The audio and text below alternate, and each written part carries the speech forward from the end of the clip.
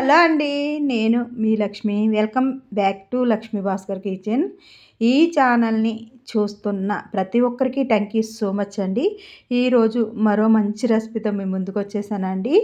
పాల పన్నీరు కూర అయితే వండి చూపిస్తానండి. ఈ పన్నీర్ కూర రెస్టారెంట్ స్టైల్‌లో ఇలా వండారంటే టేస్ట్ భలే ఉంటుందండి. నేనైతే 200 గ్రాములు పన్నీర్ తీసుకున్నానండి. పన్నీరు కూలింగ్‌లోంచి అయితే తీసి నేనైతే చల్లారబెట్టేసానండి.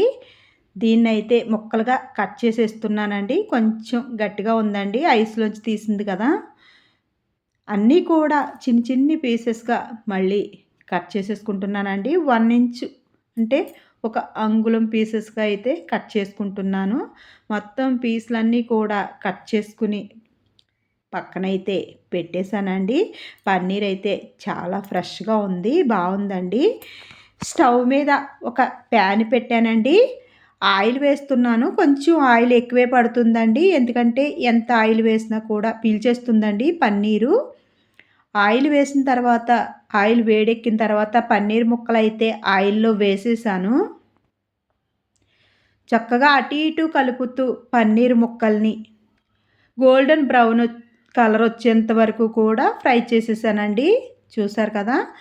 బ్రౌన్ కలర్ అయితే వచ్చేసాయి. నేనైతే ఒక బౌల్లోకి అయితే పన్నీర్ ముక్కల్ని తీసేసుకుంటున్నానండి. నేను ఇక్కడ ఒక 4 ఉల్లిపాయలు చీల్చేసానండి. ఉల్లి ముక్కలను అయితే వేసేస్తున్నాను అదే ఆయిల్‌లో. ఉల్లి ముక్కలు మెత్తబడేంత వరకు కూడా అటు ఇటు కలుపుతూ మగ్గించేసాను. ఇలా మగ్గితే సరిపోతుందండి. నేను 3 టమాటాలు చీల్చేసానండి. ముక్కల కింద టమాటాలను కూడా వేసి ఆయిల్‌లో టమాటా ముక్కలు కూడా చక్కగా మగ్గేంత వరకు కూడా మగ్గించేసాను. వాటిని ఒక బౌల్‌లోకి అయితే తీసేసుకుంటున్నానండి. చల్లారబెట్టి మిక్సీ జార్‌లో వేసి గ్రైండ్ చేస్తాను.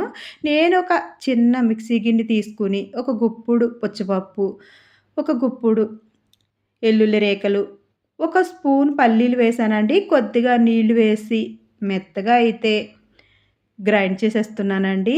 చూసారు కదా! ఇలా బ్లెండ్ చేసేసి పక్కన పెట్టేశాను. ఇంకొక పెద్ద మిక్సీ జార్‌లో చల్లారబెట్టుకున్న ఉల్లి ముక్కలు, టమాటా ముక్కలు వేసేసి పేస్ట్‌గా చేసేసి పక్కన పెట్టేశానండి. స్టవ్ మీద ఫ్యాన్‌లో ఆయిల్ ఉంది కదండీ! అదే ఆయిల్‌లో ఇంకొంచెం ఆయిల్ వేసి, ఆయిల్ వేడెక్కిన తర్వాత కొద్దిగా జీలకర్ర, కరివేపాకు వేశానండి. చిటపటలాడిన తర్వాత పేస్ట్ చేసిన ఉల్లి, టమాటా ఉంది కదండీ! వేసేస్తున్నాను. ఇది కొంచెం సేపయితే మగ్గనిస్తే సరిపోతుందండి. ఆల్రెడీ మగ్గింది కదండీ ఆయిల్‌లోను. ఇంకొంచెం సేపయితే దాన్ని అటు ఇటు కలుపుకుంటూ చక్కగా వాటరంతా ఇంకేంత వరకు కూడా మగ్గించేశాను. ఒక 3 పచ్చిమిర్చి అయితే చీల్చి వేసేసానండి. అటు ఇటు బాగా కలిపి ఒక స్పూను అల్లం వెల్లుల్లి పేస్ట్, ఒక హాఫ్ స్పూను పసుపు వేసి పచ్చివాసన పోయేంత వరకు కూడా అటు ఇటు కలుపుతూ మగ్గించేసానండి.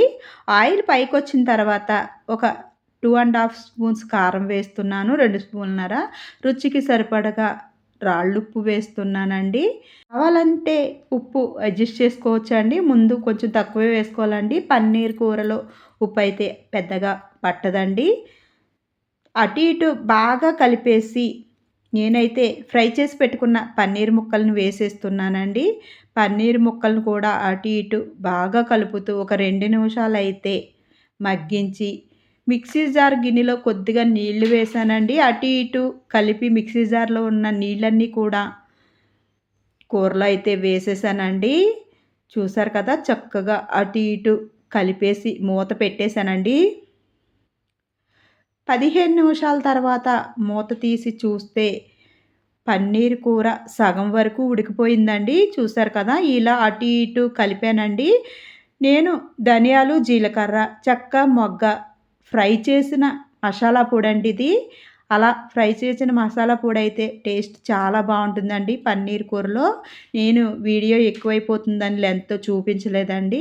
ఆ మసాలా పొడైతే ఒక గుప్పుడు చల్లేసి అటు ఇటు బాగా కలిపేసానండి.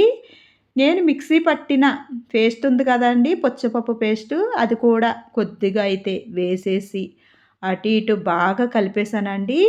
చూసారు కదా! గ్రేవీ అయితే ఎంత బావుందో. పన్నీర్ ముక్కల్లో గ్రేవీ చాలా బావుంటుందండి.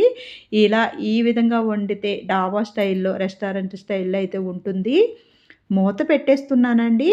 ఒక 5 నిమిషాలయితే మూత పెట్టేసానండి. మంట చిన్నగా అయితే పెట్టాను. మంట మీడియం ఫ్లేమ్‌లోనే ఉండాలండి. పెద్దదైతే అవ్వకూడదు ఈ కర్రీకి. చాలా చక్కగా అయితే చూసారు కదా! కర్రీ అయితే రెడీ అయిపోయింది. మగ్గిపోయిందండి. మళ్ళీ మూత తీసి చూస్తే కూరైతే రెడీ అయిపోయిందండి. నేనైతే చివరిగా కొంచెం కొత్తిమీరైతే చల్లేస్తున్నానండి. కొత్తిమీర వేసేసి నేనైతే ఒక్కసారి అటు ఇటు బాగా కలిపేసానండి. వేడి వేడిగా పాల పన్నీర్ కూరైతే రెడీ అయిపోయిందండి. ఈ విధంగా వండితే టేస్ట్ అయితే భలే ఉంటుందండి. నేనైతే భోజనం అయితే పెట్టుకుని పన్నీర్ కూర వేసుకుని భోజనం అయితే చేసేస్తున్నానండి. చూస్తుంటేనే నోరూరుతుంది కదండీ! టేస్ట్ అయితే భలే ఉంటుందండి తిన్నారంటే.